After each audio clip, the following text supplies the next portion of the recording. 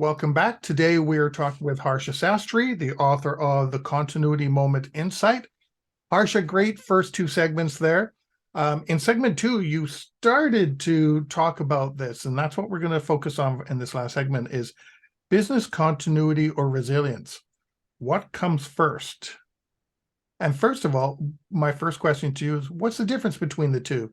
Because we're seeing a lot of people and organizations and industries really using the term business continuity and resilience interchangeably. What are your thoughts? Yeah, absolutely. So, from everything that you have told me and everything that I have also heard and everything that goes around in the world, as I said, the world is round. So, the only thing that we all hear is about the interchangeability of words and people talking about resilience and people talking about business continuity. Now, in resilience, they speak about operational resilience, organizational resilience, and so many other flavors. But the point that is getting missed on is, are these two terms the same? Just like in any programming language, no two commands do the same action. They have a difference, though they may probably seem to be the same. In the same way, when we are talking in business continuity and resilience, business continuity is fundamentally to ensure that the customer's trust is kept alive, that we continue whatever happens. The objective of the objective of resilience is about an ongoing exercise to enable the operatives to continue working. And resilience is all about taking care of the reputation of the organization at a very high level. This fundamental difference has to be understood before the words are interchanged. So I have created a small jargon called BEOPGAS. B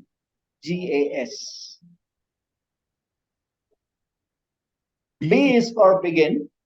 Begin. The way that I indicated is begin with the end objective in mind, prepare global adequate strategies. So the begin in resilience is risk assessment. The begin in business continuity is BI. The essentials in resilience is all about ensuring that reputation is kept on the highest plateau. That should never get glitched. The brand is very important. But when you are talking about business continuity, it's about the worst case scenario handling. I should never have a glitch even if I hit worst case scenario. When we are talking about objectives, it is about important business services which are customer aligned when it comes to resilience. But when it comes to business continuity, it is all about ensuring that the trust of the customer is maintained for whatever little work you do for him. It could be a very small job, but he should never lose trust that if something goes wrong, my job is going to stop. That is what is the difference between what resilience does and business continuity does. When we are talking about P of the possibilities, it's about resilience thinking that a disaster is going to happen. It's on the expected mode. They're not thinking that, oh, this thing may not happen. No. When you're talking of resilience, it means that I expect things to fail. That is the baseline thought process. But when you're talking about business continuity, It is about cost-effective strategies that you would like to implement to enable your business to run for the scenarios.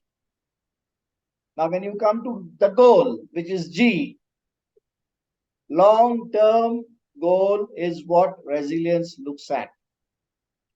And the most important thing that business continuity looks at is to minimize business impact, because it has cost saving, it has strategies, it has so many other things that goes into it. So it's looking at minimizing the business impact. We can't stop something happening, but we have to minimize, reduce. The A is about the approach. The approach for resilience is an ongoing journey, which I keep telling everyone. My book tells it, I tell it, and I keep telling that to everybody I meet. Ongoing journey. Don't think that I've done it today, so that's the end of resilience. No. Mhm. Whether you are existing, you are not existing, it's an eternal journey that you will continue, either by yourself as an individual, or by your soul, or by somebody else who succeeds. But when you are talking about business continuity, it is about the specific risk that you are planning for. You are not looking at, you're not, it is about specific. This is what I'm looking for. Give me a plan for this. And the sense which I speak of as S is about being proactive when it is resilience, and being reactive when it is continuity. Continuity is after event hits, take this and run. In resilience, if this happens, I already have another way in which I'm going to get back, and you won't even know that it had happened. So that's about knowledge of something happening and transparency. It's absolute transparent where you don't even know that I had a glitch, but it happened. But the glitch did happen. I did record it, but you never knew that the network had failed. It is alive. The heartbeat continues to be on. So that is the difference which everyone has to understand when they speak about resilience and business continuity. And what comes first? Everybody has gone and done business continuity first. But the actual story is, and that's why I said that the world is round.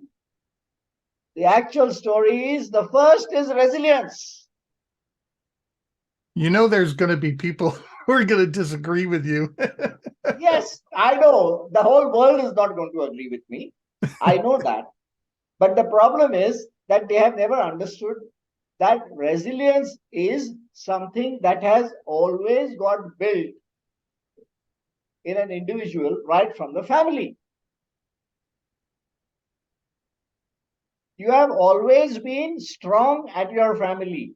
You have always been strong when you wanted to do something. You always had the second way of doing it. It could be a very cheap capability, but you always had it in your homes. We have forgotten what we did at home, and we created another aura saying business continuity comes first. So do BI first, then do risk assessment, and then do XYZ. Everybody talks about that.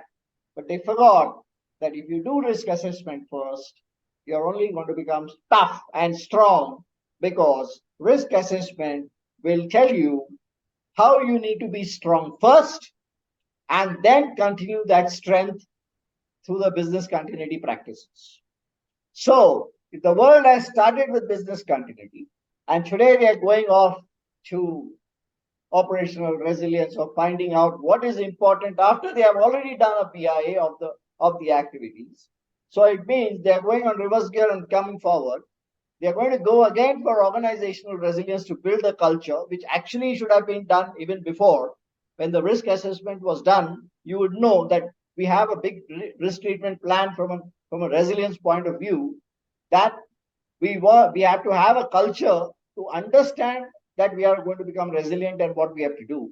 But that was not done. So we are going to do that. And then we go and circle back and say, now that we have become resilient, let us start business continuity and see how it works. So business continuity is actually the end point. It's not the starting point. The starting point is resilience. Think about it from an airport point of view. As an airport, you first need to be strong yourself. Only then will you be able to service so many planes coming down, so many people coming into the airport, and so many people traveling. If you are yourself not strong, how are you going to enable people to start engaging with themselves? You cannot. So that's a simple story. Even in the house, until and unless you don't have your four walls strong, you are not protected. You are not resilient. You may have a CCTV camera, you may have so many other things, but that's just for you to feel that, I've done something additional. You're raising your capability and resilience. It's fine. But is that really enabling your continuity? We don't know, because the moment an IT system fails, the camera is off. Then you are vulnerable to everything that you were vulnerable once upon a time. So unless the concepts are not understood, we try to make a circle which is more convenient to us, rather than build a circle in which it has to be. That's all, Alex, from my side. Well, we've got 3 minutes left. Do you have any final thoughts on resilience and business continuity? Absolutely, Alex. So, the background on my screen. Mm-hmm. There's a yellow line, there's an orange line, and there's a green line. Whatever art you see, that has been made, and that's the story I want to tell you today. The yellow line is long. It starts even before the orange line. So that is life. The orange line is a little bit shorter than the yellow line. So that is about people. And the green line is shorter than the orange line, and it tries to meet the orange line but doesn't meet it. And that is about business. So when you see what I'm talking about, my book connects life, people, and business. That's all that I want to say. So if you want to know how you have parallels in the book, how you have parallels in business continuity, how you have parallels in resilience across the three major aspects that you want to connect. One is your own life, one is in everyone's life. The second one is in people who are around you and yourself and your own families. And the third aspect is how business is also connected. You have to actually read this book to understand how these things get connected. And the fun of it is these never get connected because they are independent lines, and every individual can think the way he wants to think. Every organization can do what they need to do from a resilience point of view, and every group of individuals and people are able to do whatever they want to do. Life is all about learning. Life only teaches you, and it's all about learning, learning, learning, and using that learning to innovate, innovate, innovate. So last piece that I like to say is the most important thing is to invest in your capabilities. The second one is to imbibe your qualities. The third one is to ensure that you have initiatives set for yourself. The fourth one is to introspect what you did, what you did not do, and what you intend to do. And the fifth one is finally, when you know all these four things, you'll do the fifth thing of innovation. So that is the journey that my book takes you through. That is the journey which I, as a professional, will like to share, Alex, on your program, Preparing for the Unexpected. And this is my only message for every one of our audience who's listening to us on this show today. Well, we've come to the end of the show. Thank you, Harsha. I really Thank you, appreciate it. Alex. That was great. Lots. Absolutely. I know there's going to be comments about resilience and business continuity. I, for one, actually agree with you. So, for the record, I do agree with you. Resilience comes before business continuity. Absolutely. So, thank you so much for sharing your time and expertise, and congratulations once again on the book, The Continuity Thank you, Moment Alex. Insight. Absolutely. Thank you so much. You're welcome. Thanks for sharing your time and expertise. And everybody watching and listening, stay prepared, everybody. Thank you very much, Alex, and God bless you. And God bless all. Thank you. Bye. If you liked that video, thumbs up. If you didn't like that video, thumbs down. But leave me a message and let me know your thoughts. Of course, don't forget to subscribe. And in the meantime, stay prepared, everybody.